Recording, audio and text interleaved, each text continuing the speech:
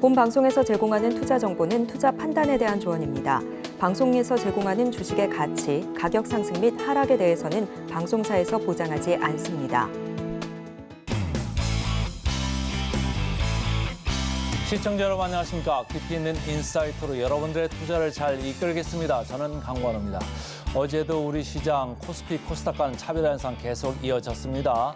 자, 외국인들이 어제는 코스피 시장에 무려 순매수를 1조 원 넘게 이렇게 화력을 쏟아 부었습니다.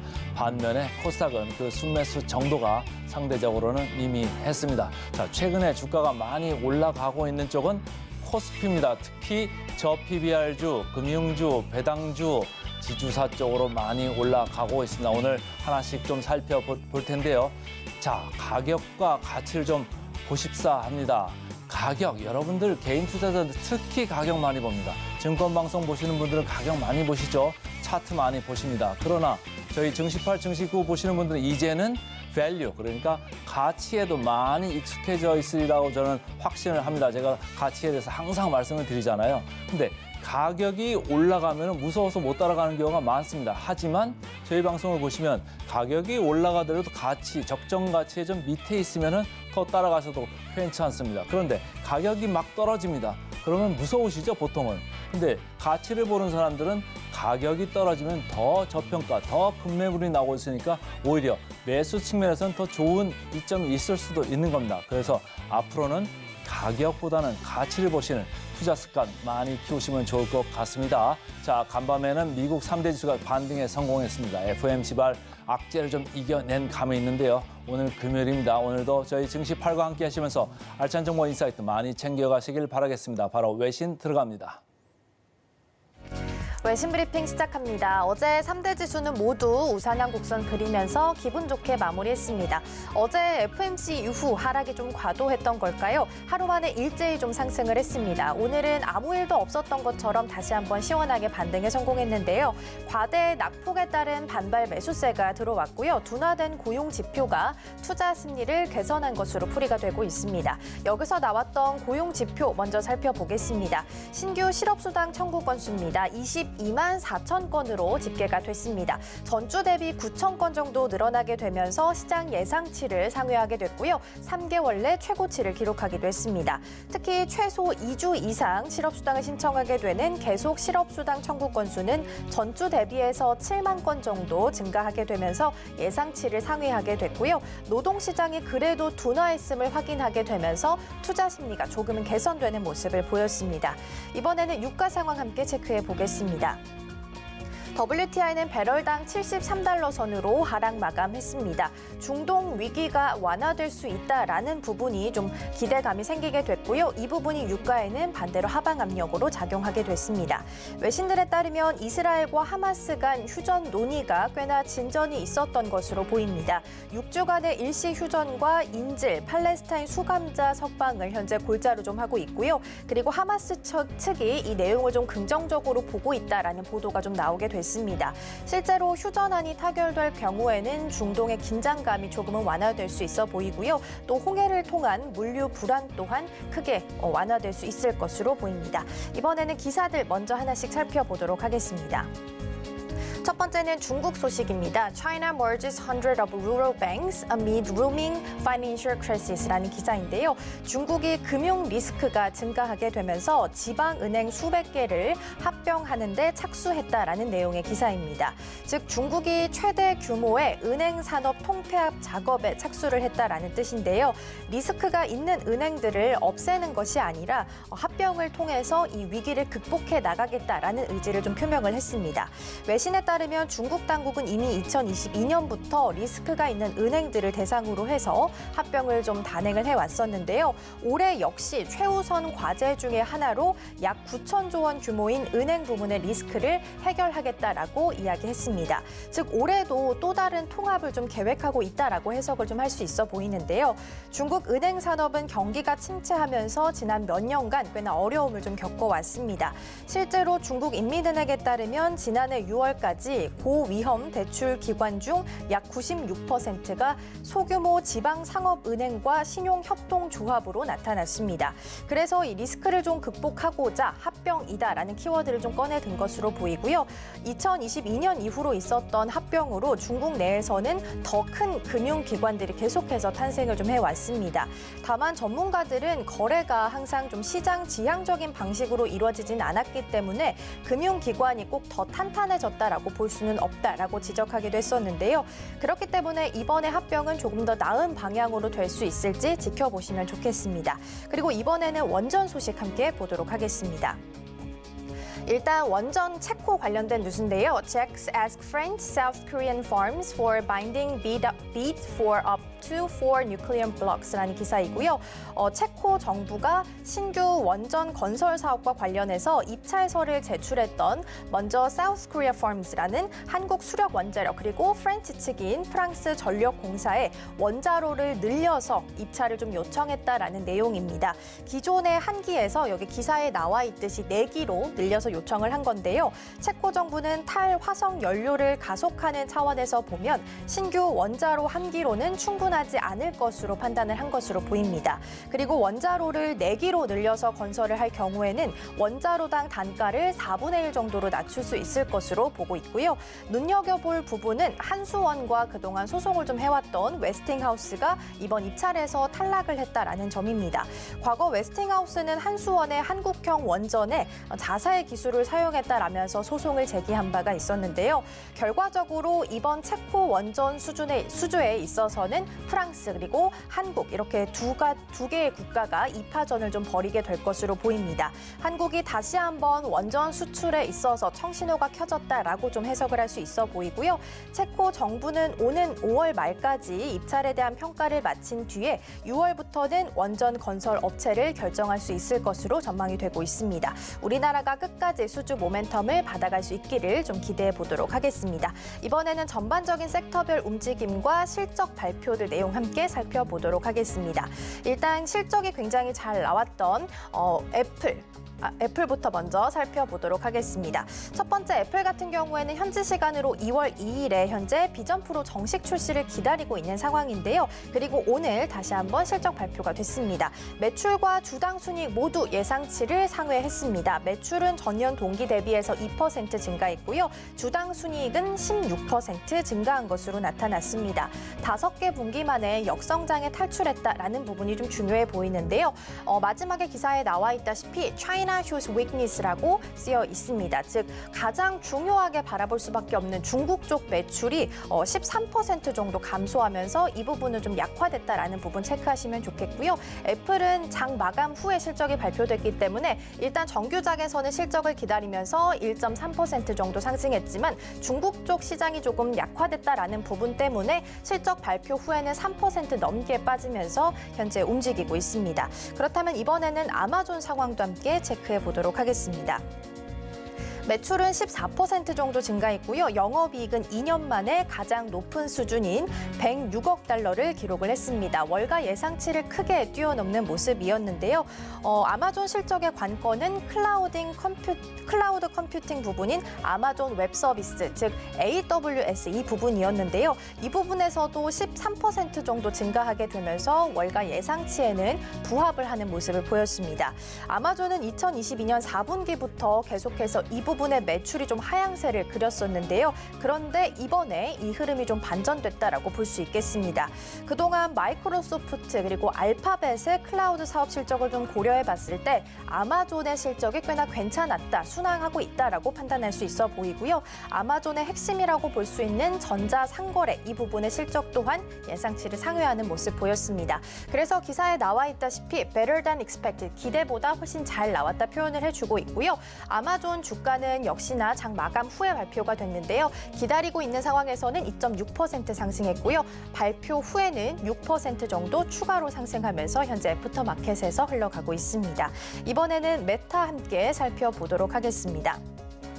일단 정규장에서는 1.1% 정도 실적을 기다리는 상황에서 상승하는 모습 보였는데요. 먼저 관련된 특징주부터 함께 좀 짚어보겠습니다.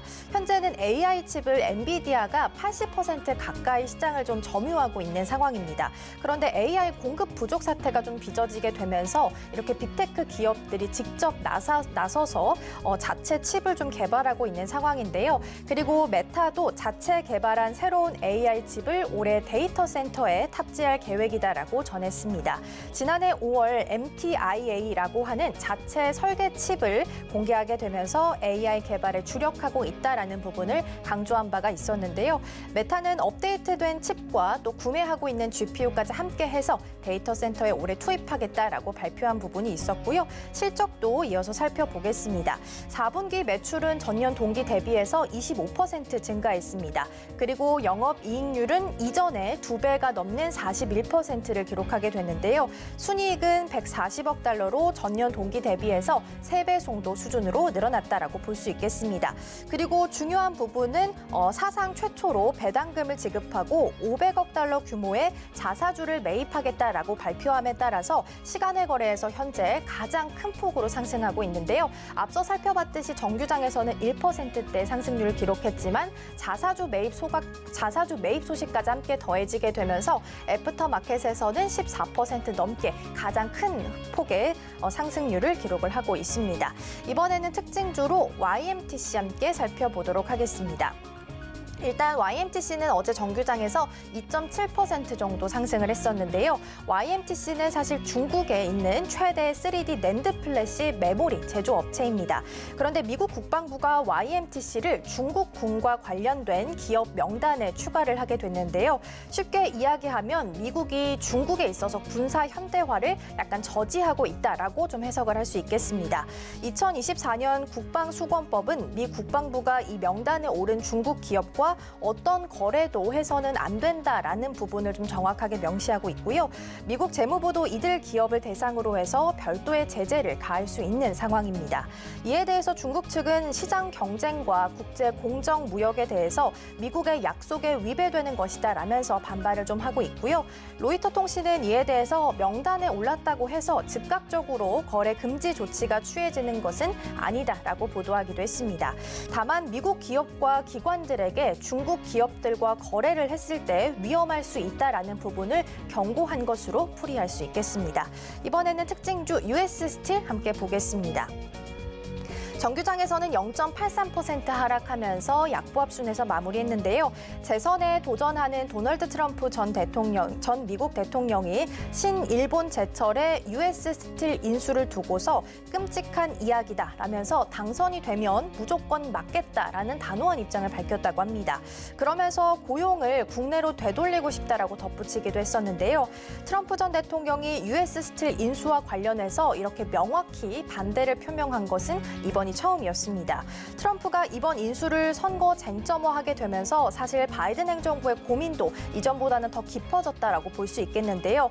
특히 US 스틸이 미시간주와 펜실베니아에 공장을 좀 두고 있고 또 이곳이 이번 대선의 최대 격전지로 예상이 되고 있는 상황이기 때문에 바이든 행정부에게도 꽤나 부담이 될 수밖에 없는 상황입니다. 대선을 앞두고 US 스틸의 인수는 어떤 방향으로 흘러가게 될지 이 부분 확인해 보시면 좋겠습니다. 이번에는 엔비디아 함께 보도록 하겠습니다. 네, 전일장에서는 2.4% 정도 상승하면서 마무리했는데요. 엔비디아가 미국 규제에 맞춰서 새롭게 내놓았던 칩이 중국용 AI 칩이 바로 H20입니다. H20의 일부 성능이 중국 화웨이의 AI 반도체 어센드 910B보다 떨어지는 것으로 좀 보이면서 가격도 비슷한 가격대에서 판매될 것이라는 전망이 좀 나오게 됐습니다. H20은 개당 약 1,600만 원에서 2천만 원 정도 주문이 좀 들어가고 있고요. 화웨이의 어센드 910B 같은 경우에는 개당 약 2천만 원 정도에 팔리고 있는 상황입니다. H20은 엔비디아가 또다시 미국의 규제를 피해서 내놓았던 L20, L2 그리고 H20 이렇게 세 가지 칩을 엔비디아가 내놓았었는데요. 이 중에서 H20이 가장 강력한 칩이다라고 볼 수 있겠습니다. 반도체 업계에서는 중국의 반도체 굴기를 제한하려는 이 움직임이 오히려 중국산 기술 개발을 가속화 악화할 수 있다라는 경고가 나오기도 했었는데요. 이러한 우려가 현실화된 모습이 아닐까 싶습니다. 이에 대해서 미국은 또 어떻게 반응을 하게 될지 확인해 보셔도 좋겠습니다. 지금까지 외신 브리핑이었습니다.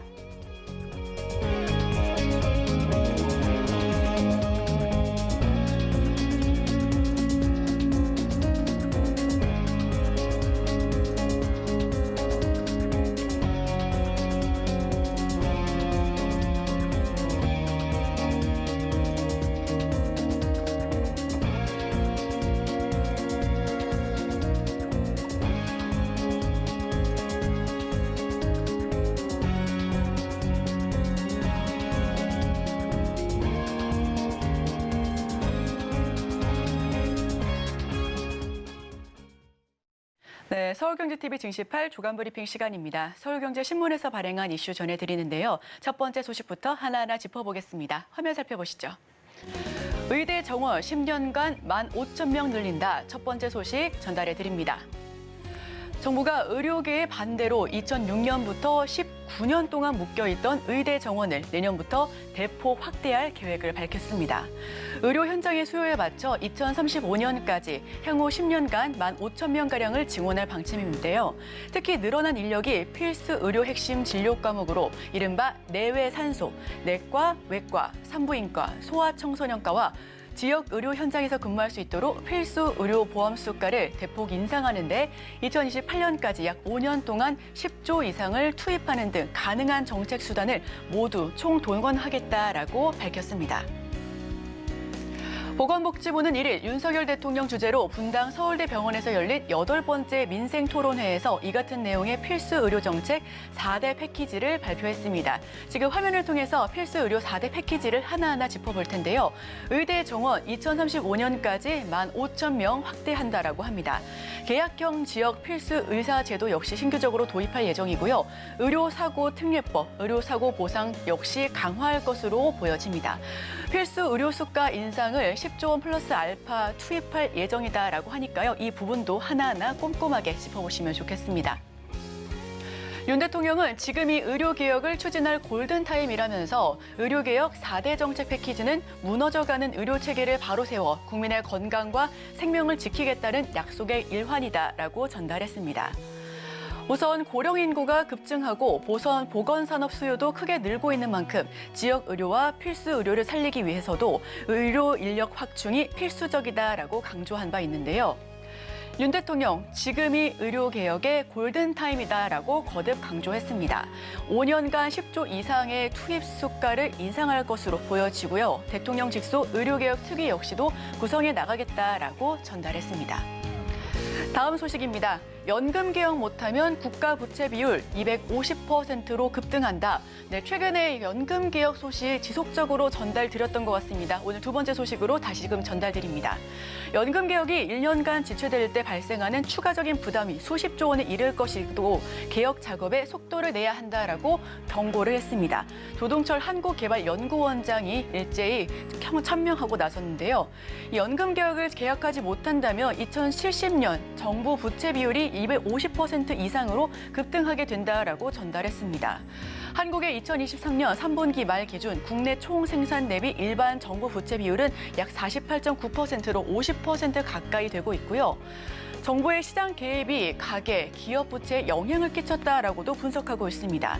2010년대 중반 이후 가계 부채가 크게 증가한 배경으로 급속히 확대된 공적 금융기관의 지원을 꼽았고요. 우선 현재 국내 여건을 살펴봤을 때 금리 정책과 환율 정책은 사용이 제약돼 경기 및 물가 조절을 실패할 수 있다라고 또 분석했습니다. 재정 정책에 대한 의존도가 높아져 재정 적자와 국가 부채 비율이 늘어나 재정 건전성 악화 및 재정적 인플레이션이 발생할 가능성이 있다라고도 지적해 나섰는데요. 뿐만 아니라 소득세 누진도가 높아질수록 연구개발 투자와 생산성 증가율이 줄어든다라고도 밝혔습니다. 소득세 누진도가 높아지면 가계의 자산과 축적 그리고 자본량이 줄고 이는 중간재 기업의 이윤 감소로 이어져 R&D 기업이 연구개발 노력을 줄일 수밖에 없다라고 우려해 나오고 있고요. 누진도가 높을수록 소득 재분배 효과가 이어진다라고도 높아진다라고도 주장했습니다. 다만 적정선을 넘어갈 경우 사회 성장을 해치고 미래 세대의 부담을 늘리는 부작용을 낳는다라고도 거듭 우려했는데요. 최근 누진도의 상승 추세를 고려한다라면 추가적인 누진도 상승에는 주의가 필요하다라고도 꼬집었습니다. 지난 10년간의 누진도 상승 추세가 굳어질 위험성이 있다라고도 추가적으로 전달했고요. 개혁 1년 지연 때 수십조 원의 추가 부담이 이어질 수 있을 것이다라고 전달했습니다. 과도한 공적 지원이 가계 부채를 키웠다라고 또 분석하고 있고요. 금융시장 전반적으로 효율성이 저하되고 있다라고도 분석하고 있습니다. 네, 다음 소식입니다. M7 시총 코스피 7배, 모험 자본 인식 바꿔 스타 상장상 키워야 한다. 네, 세 번째 소식으로 전달드립니다. 기업이 자신 있게 혁신을 하려면 금융권 대출보다 주식시장의 위험 자본을 끌어야 하는데 한국은 자기 자본 자금을 싸게 조달하기가 매우 힘들다. 미국 나스닥의 경우 엄청나게 높은 멀티플이 형성되어 있어 자금 조달의 비용이 낮으니 혁신 기업들이 계속 나오는 것입니다. 네, 지금 국내 대표 행동주의 펀드의 이창환 대표가 이를 한국 기업의 혁신 경쟁력이 최근 크게 떨어진 이유를 묻자 이렇게 진단했다라고 합니다. 외국인과 기관 투자자가 국내 증시 외면이 또다시 신기술 창조의 발목을 잡는 부메랑이 될 수 있을 것이다라는 우려에서 나온 말인데요. 자본시장에 대한 신뢰가 추락하면서 국내외 기관이 위험 자본 공급을 주저하게 되고 이로 인해 자금 조달 시장이 경색되면서 기업이 다시 현실에 안주하게 되는 악순환이 끊이질 않고 있다라고 우려하고 있습니다. 10년이 멀다 하고 신기술 혁신 기업이 출몰하는 미국과는 판이하게 다른 상황이 이어지고 있다라고도 경고했는데요. 매그니피센트, 엔비디아와 테슬라, 애플 등 7개 시총이 가장 큰 기업들을 일컫죠. 이 종목의 합계 시가총액은 11조 4,763억 4,800만 달러입니다. 여기서 최근 전기차 시장 부진으로 주가가 빠진 테슬라를 제외하고 인공지능, 정보통신 기술 혁신주 6개 시총만 더하더라도 10조 원이 넘어가는 그런 배가 넘는 수치인데요. 심지어 MS, 마이크로소프트와 애플, 아마존, 엔비디아 등은 단일 기업 시총이 2조 원을 훌쩍 넘어서 코스피 전체 규모와 비슷하거나 더 많은 상황에까지 이르고 있습니다. 화면을 통해서 살펴보겠습니다. 한국과 미국 대표 기술주의 상승률인데요. 엔비디아 지난해부터 2024년 1월 말 지금 현재 시점까지 굉장히 큰 폭의 상승률을 두드러지게 나타냈습니다. 그 뒤를 이어서 메타 역시도 큰 폭의 상승률을 기록했고요. 아마존과 마이크로소프트도 그 뒤를 이었습니다. 알파벳 그리고 테슬라 부진하다라고는 하지만 그럼에도 불구하고 우리 기업들보다 큰 폭의 상승률을 여과 없이 보여줬고요. 애플에 이어서 삼성전자, 네이버, 카카오는 마이너스를 기록하기도 했습니다. M7과 한국 증시 시총을 비교했을 때 M7 굉장히 큰 폭의 상승 파이를 보여주고 있고요. 코스피와 코스닥은 아주 작은 부분을 차지하고 있다라고 화면을 통해서 설명할 수가 있어 보입니다. 전문가들은 초저출산 현상으로 국가 성장 동력이 악화되는 상황에서 정부와 기업이 함께 도전 정신을 고양하는 문화부터 조성해야 한다라고 조언하고 있습니다. 자본시장 신뢰도를 두텁게 하기 위해 외국인과 기관도 과감하게 벤처 상장사에 돈을 넣을 유인책을 만들고 기업들도 초기부터 내수가 아닌 글로벌 시장 진출을 염두에 둔 전략으로 나서야 한다라고 밝혔고요. 특히 한미 양국 사이의 고위험, 고수익을 추구하는 모험 자본 투자에 대한 인식 차이가 큰 데다가 빠른 추격자 전략으로 성장한 기존 대기업들도 회사 문화를 바꿀 필요를 못 느끼고 있다라고도 꼬집었습니다. 빅테크 7개 종목 시총 1경 5천조고요. 마이크로소프트와 애플 단일 종목도 한국 시총을 훌쩍 뛰어넘었습니다. 한국의 신산업, 알짜 중소형주 역시 안 보이는 부분인데 고위험, 고수익 외면할 때는 신기술의 발목을 잡는다라고 설명하고 있습니다. 마지막 소식입니다. 자, 직전에 테슬라가 좀 급락하고 부진하다라고 말씀드렸는데 우리나라 현대차와 기아는 질주하고 있습니다. 마지막 소식으로 현대차, 기아 소식 전달드립니다. 전문 전기차 업체는 더 떨어지고 균형감 잡힌 포트폴리오를 갖춘 완성차 제조사는 더 오르고 있다. 최근 테슬라와 현대차, 기아의 주가 흐름이 대조적입니다. 올해 들어서 주가가 25%나 넘게 하락한 테슬라는 실적 악화와 정치에 맞물린 보조금 리스크까지 겹치면서 반전의 모멘텀을 찾지 못하는 반면 완성차 제조사는 내연기관 제품을 앞세운 전기차 부진을 만회하고도 남는 퍼포먼스가 기대되고 있다라고도 보여지고 있고요. 실제로 현대차와 기아 같은 경우에는 피크아웃 우려에도 불구하고 지속적으로 호실적을 기록하는 등 좋은 모습을 보여주고 있습니다. 현대차, 기아 시원하게 달리고 있고요. 25일 실적 공시를 기점으로 급등세를 타고 있습니다. 전문가들은 전기차 판매 성장세의 둔화와 테슬라와 현대차의 상반된 주가 흐름을 만들어냈다라고 살펴보고 있습니다. 중국 경기 침체와 가격 경쟁, 주요국들의 보조금 삭감 등이 맞물리면서 전기차 시장의 불확실성이 빠르게 확대되자 전기차만으로는 전문적으로 생산하는 테슬라, 리비안, 루시드가 직격탄을 맞았다라고도 설명하고 있고요. 현대차와 기아의 주가 상승세가 이어질 수 있다라는 더 추가적인 상승이 이어질 수 있다라는 진단이 나오고 있습니다. 전기차 성장 둔화에 대한 우려는 있지만 내연기관과 하이브리드 등에서 견조한 수익성을 거둔 제조사들에는 오히려 점유율을 확대할 수 있는 좋은 기회가 될 것이다라고도 판단하고 있고요. 반면에 테슬라는 단기적으로 부진한 흐름을 지속적으로 이어갈 수 있을 것으로 예상하고 있다라고도 덧붙였습니다. 테슬라 주가 살펴보시면 큰 폭의 상승률을 보였다가 지속적으로 하방 압력을 키워가고 있습니다. 주가 저점을 더 낮춰가고 있는 모습인데요. 그에 반해 현대차와 기아의 주가는 지속적으로 지지부진한 모습을 보이면서 박스권에서 움직였지만 지속적으로 주가를 크게 올려잡는 모습을 보여주고 있습니다. 테슬라는 올해 들어서 주가 25%나 빠졌습니다. 전기차 성장세가 꺾이면서 직격탄을 맞았고요. 반면에 현대차는 7%, 기아는 신고가를 경신하기도 했습니다. 전문가들은 완성차 업체가 추가적으로 상승할 수 있다라고 보면서 앞으로 계속해서 이 해당 종목들 더욱더 살펴보자라는 의견까지도 보여줬습니다. 자, 제가 준비한 소식은 여기까지입니다. 계속해서 오늘의 일면을 통해서 전문가 수혜주까지 찾아보도록 하겠습니다. 저희와 끝까지 함께 하시죠.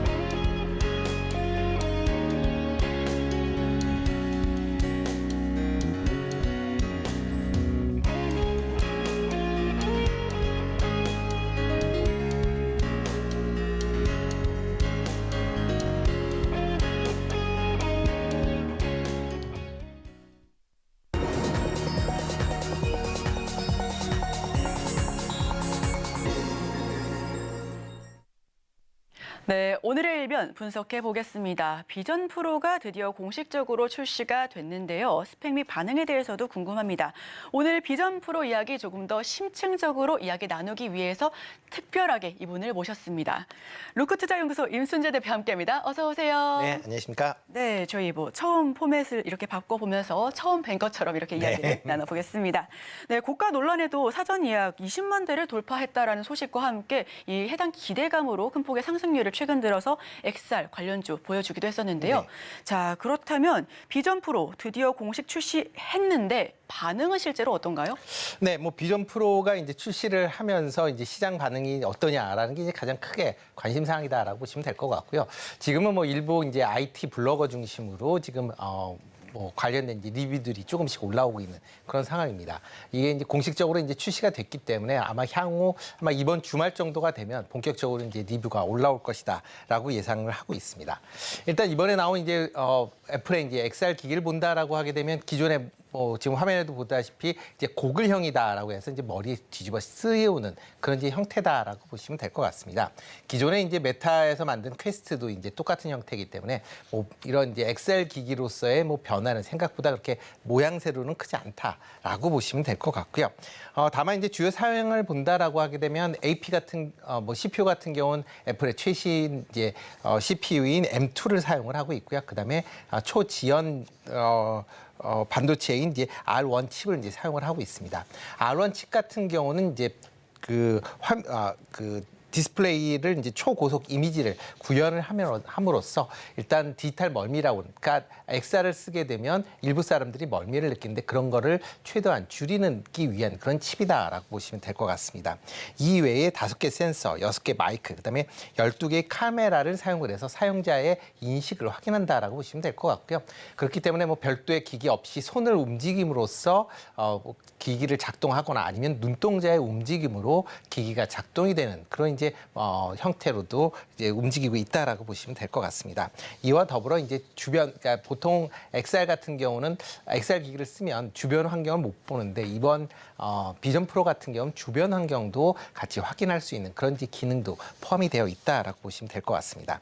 뭐 디스플레이 같은 경우는 이제 4K 이제 초해상도를 구현할 수 있는 마이크로 OLED가 이제 탑재가 되고 있다라고 보시면 될 것 같고요. 다만 좀 아쉬운 거는 이제 배터리가 사용 시간이 2시간에서 2시간 반 정도가 된다라고 보시면 될 것 같고요. 배터리는 그러니까 XR 기기 내에 탑재가 되지는 않고 별도로, 그러니까 그 별도의 배터리를 사용한다라고 보시면 될 것 같습니다. 뭐 이렇게 이제 별도의 배터리를 사용했음에도 불구하고 헤드셋의 무게는 전체적으로 600g이 넘기 때문에 뭐 단기간에 사용하실 때 큰 문제는 없지만 장기간 사용하게 되면 관련된 이제 무게감을 느낀다라는 그런 이제 중론들이 이제 있는 그런 상황입니다.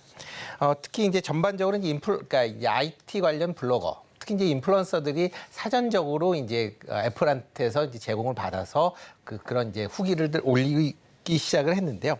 일단 뭐 기본적으로 뭐 나온 얘기로는 현재까지 나오는 웨어러블 그런 이제 기기 중에서는 가장 이제 훌륭하다라는 그런 판단을 하고 있습니다. 특히 디스플레이 기능이 좋기 때문에 동영상이나 사진 등과 같은 그런 이제 시청하기에 좋은 화질이다라는 그런 얘기가 나오고 있고요. 그다음에 손이나 시선 등을 추적하는 그런 기술이 상당히 좀 긍정적인 평가를 받고 있는 그런 상황입니다. 다만 이제 아직까지 1세대이기 때문에 향후에 고쳐야 할 사항이 좀 많이 있다라고 보여지고요. 특히 이제 무게에 대한 부분, 그다음에 배터리의 연속 시간에 대한 부분들이 계속 좀 개선의 여지가 있다라고 보시면 될 것 같습니다. 또 하나가 아직 비전 프로용 앱이 그렇게 많이 없는 그런 상황입니다. 지금 뭐 전용 웹으로 지금 나와 있는 건 한 150여 개 정도에 불과한 그런 상황인데요. 뭐 아이폰의 그 생태계에서 지금 사용되는 앱이 180만 개니까 그거에 비해서는 뭐 상당히 미미한 그런 수준이다라고 보시면 될 것 같습니다. 특히 비전 프로에 다양한 기능들이 있기 때문에 이 기능을 맞추기 위해서는 상당한 이제 프로그램을 만들 때까지 상당히 이제 기술력과 그다음에 시간이 요하고 있다라는 게 어떻게 보면 앱이 빠르게 만들어지는데 좀 제한이 있을지 않을까라는 생각을 해보고 있고요. 특히 이제 킬러 콘텐츠라고 보통 얘기가 되고 있는데 지금 영상 관련된 부분인데 특히 이제 구글이나 넷플릭스 같은 경우에는 지금 넷플릭스나 유튜브를 비전 프로용 전용 앱으로 만들지 않을 것이다라고 지금 공공연하게 밝히고 있습니다. 그러다 보면 현재의 비전 프로가 사용세가 상당 부분 제한될 가능성도 있다라는 것도 어떻게 보면 향후에 판매에 대한 부분이 우려로 또 작용할 가능성도 있다라는 것도 같이 좀 주목해서 보셔야 되지 않을까 싶습니다. 네, 비전 프로 공개가 됐고요. 유명 인플루언서 같은 경우는 반응이 좀 엇갈린 모습입니다. 자, 그렇다면 주가 흐름 살펴봐야죠. 애플, 최근 며칠째 주가 반응 흐름도 좀 궁금하고요. 앞으로의 흐름도 어떻게 될지 한번 여쭤보겠습니다. 네, 뭐 아이폰 15 출시 이후에 이제 상승세를 보이다가 이제 중국 시장의 판매 둔화 우려로 좀 조정을 받았습니다. 그랬다가 1월 중순 이후에 이제 비전 프로 를 이제 출시하겠다라는 공식 발표 이후에 주가는 비전 프로 영역으로 좀 강세를 좀 띄었습니다. 그렇지만 최근 이번 주에 들어서는 4분기 실적 우려감으로 인해서 주가는 좀 약세를 보였고요. 오늘 뭐 실적이 발표가 됐습니다. 오늘 실적 같은 경우는 매출 같은 경우는 작년보다 한 조금 상승하는 그런 모습을 보이면서 시장 예상치를 상회했습니다. 특히 아이폰의 판매가 6% 정도 증가를 하면서 전체적인 이제 실적 상승세를 좀 이끌었는데요. 다만 이제 중국 관련돼서 아이폰 15의 판매량이 한 15% 정도 감소했다라는 13% 정도 감소했다라는 그런 얘기가 나오면서 주가는 지금 시간 외에서 한 3.4% 정도 하락을 하고 있는 그런 모습을 좀 보이고 있습니다. 일단 비전 프로와 관련된 뭐 여러 가지 얘기들이 나오고 있는데 일단 오늘부터 이제 공식적으로 출시가 되기 때문에 이런 이제 출시에 따른 판매량이 어떻게 되느냐에 따라서도 조금 주목해 보셔야 될 것 같습니다. 지금 사전 판매 대수는 20만 대 정도가 지금 사전 판매가 됐다라고 지금 얘기가 되고 있는데요. 일단 뭐 20만 대 정도가 되면 시장 예상 올해 이제 판매 예상치가 뭐 애플에서 한 100만 대 정도를 예상을 하고 있는데 시장에서 한 40만 대 정도를 예상을 하고 있습니다. 그거의 한 절반 정도가 지금 뭐 사전 예약 단계인 2주 만에 팔렸다라는 건 좀 고무적인 건데요. 과연 이러한 판매세가 계속 이어질지 여부를 조금 주목해 보셔야 되는데요. 특히 이제 그러니까 이게 구동할 수 있는 프로그램들이 그렇게 제한적이다라고 보면 아마 판매 속도가 예상보다는 그렇게 빠르지 않을 가능성에 대한 부분도 조금 더 주의해 보셔야 되지 않을까라는 생각을 해보고 있습니다. 특히 뭐 최근 들어 이제 비전 프로가 이제 팔린다라고 하게 되면 40만 대 정도 팔린다라고 하게 되면 매출이 한 14억 달러 정도 된다라고 보시면 되는데요. 지금 뭐 4분기에 애플 매출액이 1,200억 달러에 달하기 때문에 뭐 그거에 비하면 비전 프로가 웬만큼 팔리지 않는 이상은 애플 실적에는 크게 기여할 가능성은 좀 없다라고 보여집니다. 그래서 비전 프로가 뭐 애플의 실적까지 영향을 미치려면 최소한 뭐 수년 이상의 아마 판매 기간이 있어야만 가능하지 않을까라는 생각을 해보고 있습니다. 네, 애플의 주가 흐름까지 짚어봤습니다. 자, 그렇다면 비전 프로 국내 관련주가 궁금합니다. 최근에 인기 검색 상위에도 많은 종목들이 랭크돼 있었던 것 같은데요. 어떤 종목들 좀 더 주의 깊게 살펴보면 좋을까요? 네, 기본적으로 이제 그러니까 애플 비전 프로다 보니까 애플에서 이제 만들다 보니까 애플의 이제 밸류 체인 내에 있는 기업들이 상대적으로 조금 관심을 좀 많이 받았다라고 보시면 될 것 같습니다. 특히 이제 향후에 애플 비전 프로가 매출이 증가한다라고 하게 되면 여기에 이제 부품이나 그다음에 장비를 납품하는 그런 업체들의 향후에 매출 성장세 기대감이 지금 반영이 되고 있다라고 보시면 될 것 같고요. 이와 더불어 이제 XR에 관련된 관련 기업들도 지금 상당히 기대를 갖고 있는 그런 상황입니다.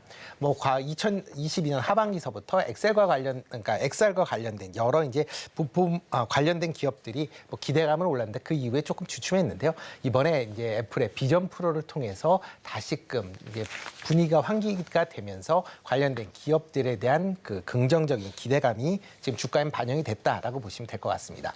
뭐 지금 관련된 기업들 이제 몇 개가 지금 나와 있는데요. 대표적으로 이제 LG 이노텍이다라고 보시면 될 것 같습니다. 뭐 LG 이노텍 같은 경우는 아이폰에 지금 카메라 모듈을 공급하고 있는 그런 회사고요. 이번에 비전 프로에도 핵심 부품인 3D 센서를 지금 생산하고 있고 공급하고 있는 그런 회사다라고 보시면 될 것 같습니다. 특히 카메라 모듈 관련돼서도 뭐 여전히 뭐 비전 프로에서도 지금 공급을 하고 있는 그런 상황이다라고 보시면 될 것 같고요.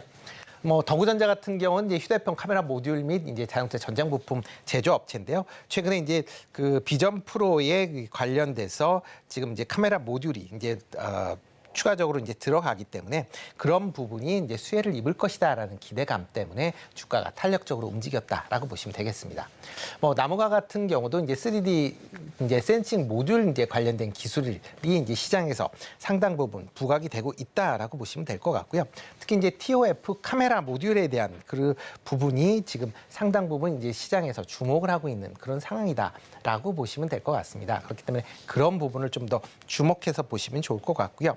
그 외에 이제 뉴플렉스 같은 경우는 최근에 뭐 애플과는 직접적인 연관은 없지만 지금 메타의 퀘스트에 지금 부품을 납품하고 있는 그런 상황입니다. 그렇기 때문에 만약 XR 기기에 대한 판매가 확대가 된다라고 하게 되면 뭐 애플 비전 프로에 비해서 상대적으로 가격이 저렴한 메타의 퀘스트의 판매량도 증가하지 않을까라는 기대감이 존재한다라고 보시면 될 것 같고요.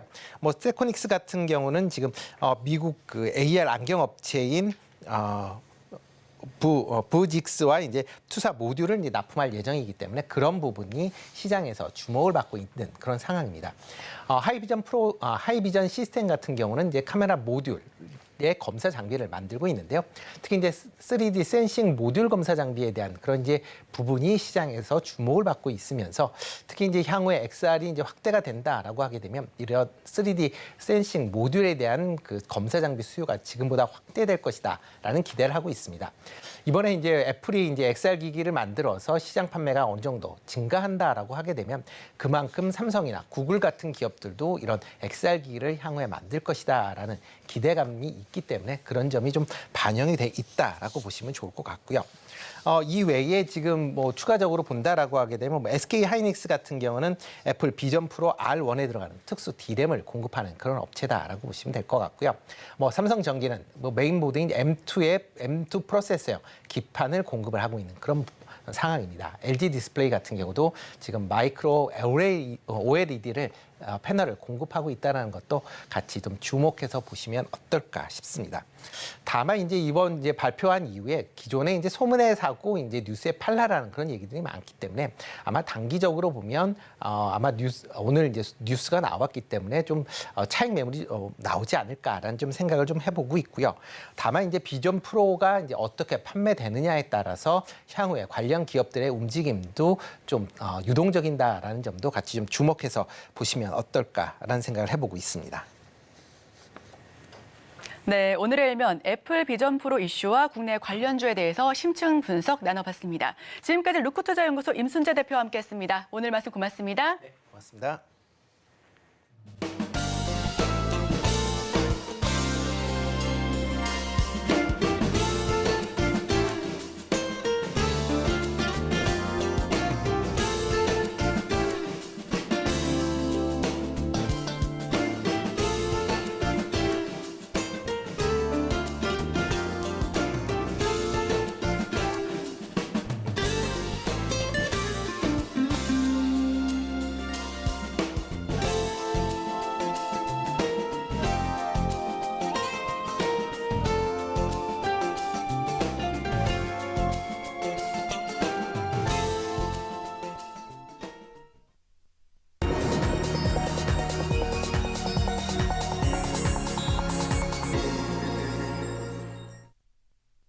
금요일 아침 8시 반입니다. 매일 아침 8시 반 저희 서울경제TV에서 센티멘탈 대 펀더멘탈 매일같이 두 종목 따라가고 있습니다. 오늘도 출발을 해보겠습니다. 오늘 센티멘탈로 두산, 지주사입니다. 펀더멘탈로 SL 이렇게 두 종목 되겠습니다. 센티멘탈 바로 들어가겠습니다. 차트 보시면 최근에 그 정부에서 코리아 디스카운트를 좀 없애겠다 이런 얘기를 하면서 아주 지주사, 금융사, 배당주들, 저 PBR주도 아주 난리도 아닙니다. 근데 최근에 지주사 제가 10개를 좀 뽑아봤는데요. 아주 급등을 하고 있습니다. 지주사는 뭐 만년 할인돼서 이렇게 거래되는 주식 아니었습니까? 근데 최근에 이런 지주사들의 지금 음지가 완전히 양지로 지금 나서고 있습니다. 그 와중에 두산도 지금 많이 따라가고 있습니다. 두산은 뭘 많이 가지고 있죠? 바로 나오게 있습니다만은 뭐 두산 중공업도 있습니다. 그리고 최근에 올라온 두산 로보틱스죠. 두산 로보틱스도 있습니다. 자, 두산 로보틱스가 지난 10월 초에 이렇게 상장을 했습니다. 그래서 제가 주가를 한번 이렇게 빨간 줄로 이렇게 그려봤는데요. 두산 로보틱스가 주가가 빠질 때 뭐 두산은 녹색입니다. 약간 빠졌었죠. 근데 두산 로보틱스가 이렇게 급등을 하는데도 주식회사 두산 주가는 그렇게 뭐 올라가는 것 같지도 않고 뭐 그 정도로만 반응을 했습니다. 두산 로보틱스가 다시 이렇게 락을 하는 와중에도 녹색으로 표현된 주식회사 두산 조금만 내려오는가 싶더니 최근에는 다른 행보를 좀 보이고 있다. 무슨 얘기냐? 아까 말씀드린 지주사가 급등을 하면서 두산 주가도 지주사 중에 가장 할인율이 심한 그 회사 중에 하나였거든요. 그러니까 이런 두산 로보틱스 주가 향방에 좌지우지되기보다는 지주사의 주가 지금 급등에 많이 따라가고 있다. 이렇게 해서 제 레이더에 걸려 나오게 됐습니다. 자, NH투자증권 지난번에도 제가 이 주식회사 두산을 한 달 전에 이렇게 말씀을 드릴 때 전해드린 바가 있는데요. 두산 로보틱스 가지고 있는 지분 가치를 지금 어제 종가로 제가 이제 따져봤어요. 따져보니까 3조 2천 정도 되더라고요. 근데 시총에 거의 2배 정도 됩니다. 근데 보통은 이렇게 지주사들이 가지고 있는 지분 가치를 반도 좀 안 쳐집니다. 제가 언젠가 오프닝 멘트에서 말씀을 드린 바가 있습니다만은 더블 카운팅, 그러니까 중복 계산의 이슈가 항상 지주사에는 존재를 했거든요. 시장 투자가 입장에서는 가만히 주식회사 두산의 안에 있다가 갑자기 떨어져 나가서 시가총액이 생기는 겁니다. 그러면 투자자 입장에서는 여기도 투자를 해야 되고 여기도 투자를 해야 되는데 이쪽에서 돈 빼가지고 저쪽으로 줘야 되잖아요. 그 두산그룹 전체적으로 봤을 때는 가치가 바뀜이 없는데 하나 이렇게 독립해서 상장을 하게 되면은 걷다가 지분 가치를 얹어줘야 되는 겁니다. 그러니까 홀딩 회사의 지주사의 지분 가치가 할인을 많이 받게 돼 있습니다. 그런데 주식회사 두산은 좀 심각하죠. 지금 2배 정도로 지금 빠져 있고 여기 말고도 또 있지 않습니까? 두산 로보틱스 말고도 두산 에너빌리티라는 것도 들고 있습니다. 거기 지분 가치도 별로 쳐주질 않아요. 그래서 주식회사 두산은 다른 지주사보다 할인율이 훨씬 더 심했었다. 다른 데가 50%, 60% 이렇게 할인을 적용받을 때 이 주식회사 두산은 10%포인트 더 낮은 60에서 70%까지도 NAV, 그러니까 Net Asset Value, 순자산 가치라고 하죠. 그거 대비해서 할인을 많이 받았다. 그거 대비해서는 최근에 쭉 올라오고 있고, 이 주식회사 두산은 그런 지분만 있는 홀딩 회사가 아니고 자체 사업이 있어요. 그래서 이 동박적층 하는 이쪽이 전자 부분이 있기 때문에 이쪽에서도 조금 기대를 해볼 필요가 있다. 바닥에서 조금 올라오고 있다. 그래서 좀 보시면 좋을 것 같다. 다시 한번 소개를 드립니다. 하이투자증권입니다. 모회사, 자회사 24년에 동반 회복 가능성이 있다 이런 얘기를 하고 있습니다. 그래서 두산 에너빌리티도 이제 대표적인 자회사지 않습니까? 근데 원전 사업에서 아무래도 성장성이 좀 오고 있고, 며칠 전에도 제가 두산 에너빌리티 말씀드렸잖아요. SMR 쪽에서 동맹국가 더불어 손잡고 앞으로 시장이 열리는 쪽으로 한 발짝 한 발짝 가고 있다. 금년에 좀 뭔가 가시화될 것 같다라는 얘기를 말씀을 드렸습니다. 그리고 두산 리사이클 솔루션이라고 해서 배터리 리사이클이죠. 배터리 재활용하는 이런 쪽에도 좀 가고 있고, 전자 비즈 산업 아까 말씀드린 자체 사업입니다. 24년에 조금 회복을 기대하고 있다. 기본적으로 IT 사이클이 지금 돌아오고 있다, 회복되고 있다 이런 얘기를 많이 들으셨잖아요. 그래서 자 회사들이 모두 24년에 회복세로 들어가는 게 맞습니다. 자, 주가 보겠습니다. 최근에 주가가 상당하죠. 장기이동 평균선도 그냥 보란 듯이 이렇게 뚫고 올라갑니다. 외국인 기관이 사흘 연속 쌍끌이 매수를 하고 있습니다.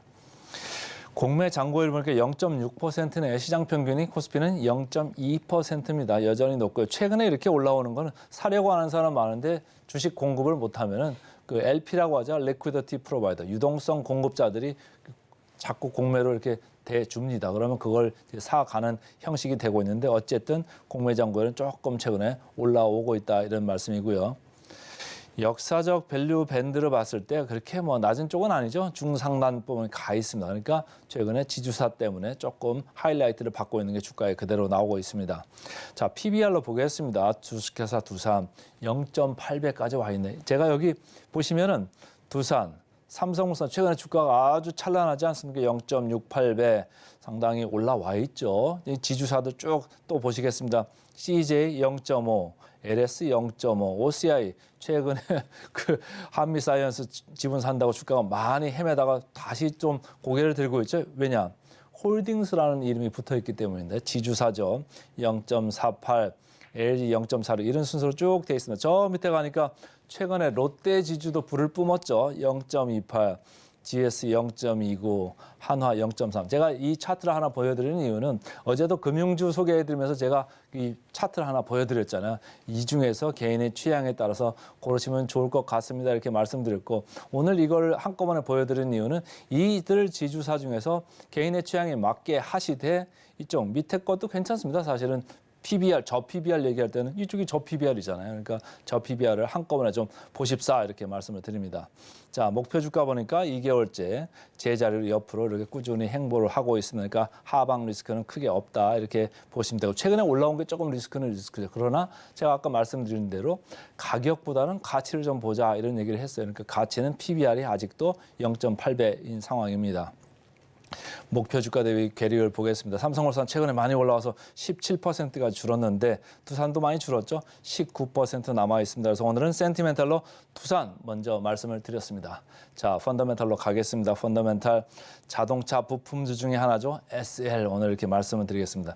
자동차 부품주가 상당히 많습니다. 그중에서도 제가 SL을 말씀드린 거는 굳이 뭐 SL이 엄청 좋다는 그 이유도 있습니다만은 다른 회사들도 많이 올라갔어요, 주가가. 자, 자동차 부품주도 대표적인 저 PBR입니다. 최근에 기아 저희가 계속 반복적으로 몇 번을 말씀드립니다. 10만 원을 넘어가서 지금 이제 여기서 안착하기 시작하면 그 다음은 다른 세계가 열릴 거다 이렇게 말씀을 드렸잖아요. 주가가 이렇게 올라왔다고 합니다. 근데 가격만 보시면요, 차트만 보시면 어휴 저거를 어떻게 따라가서 이런 생각들을 하시잖아요. 근데 제가 계속 말씀드린다. 가격보다는 가치를 보십사. PER로 표현된 걸 봤을 때 4배 정도밖에 안 됩니다. 기아. PBR로 봐서도 0.7배밖에 안 돼요. 1.0도 안 돼요. 그러니까 엄청 아직도 싼 거잖아요. 이거 배당 수익률, 배당 기산율이 이제 12월 말에서 2월 말로 이렇게 오고 있습니다. 근데 배당 수익률 얼마입니까? 한 5%는 아직도 나온다 이런 생각을 하시면 야, 이 은행에 갖다 맡기는 것보다 훨씬 낫네 이런 생각을 하실 수 있잖아요. 그러니까 차트만 보시지 말고 밸류에이션을 보실 필요가 있는 게 이쪽 자동차 쪽입니다. 그중에서도 자동차 부품 SL은 주가로 봤을 때 가장 밑에 처져 있습니다. 서현이와 성우하이텍 특히 개인들이 어제 엄청 좋아라 하고 많이 몰려가셨더라고요. 시장에서는 리포트가 아직 안 나와 있는 종목입니다. 그래서 제가 성우하이텍을 하려다가 SL로 이렇게 말씀을 드렸는데 어쨌든 자동차 부품주 쪽도 저피별 쪽이 많습니다. 자, 이쪽 SL은 LED 조명 하는 데죠. LED 램프 하는 데라 여전히 계속 좋다. 23년 내내 좋았고 24년도에도 컨센서스를 상회할 거다 이런 얘기를 하고 있고요. 자동차 부품주 중에서 최선호로 이야기하고 있습니다. 자, 주가도 보시니까 계속적으로 올라가려고 이제 하다가 어제 마침내 올랐습니다. 기관이 나홀로 매수를 했고요. 공매장고 뭐 그렇게 큰 변동은 없네요. 이 역사적 밸류 밴드를 봤을 때 크게 뭐 무리 없는 그 중앙선상에 지금 와 있고요. 밸류에이션 PER로 보면 상당히 낮습니다. 4배 정도고 목표가 계속 제자리입니다. 상승 여력 46% 정도 남았습니다. 그래서 오늘은 센티멘털로 두산, 펀더멘털로 SL 두 종목 말씀드렸습니다. 오늘의 핵심 요약 세 줄입니다. 뉴욕 증시 간밤에 FOMC를 소화하며 일제히 반등에 성공했습니다. 오늘의 일면은 심화 분석으로 애플 비전 프로에 대한 이야기 나눠봤고요. 마지막으로 센티멘탈은 두산, 펀더멘탈은 SL 찾아봤습니다. 저희는 바로 이어서 증시 구로 돌아오겠습니다. 해당 방송도 서울경제TV와 함께 하시죠.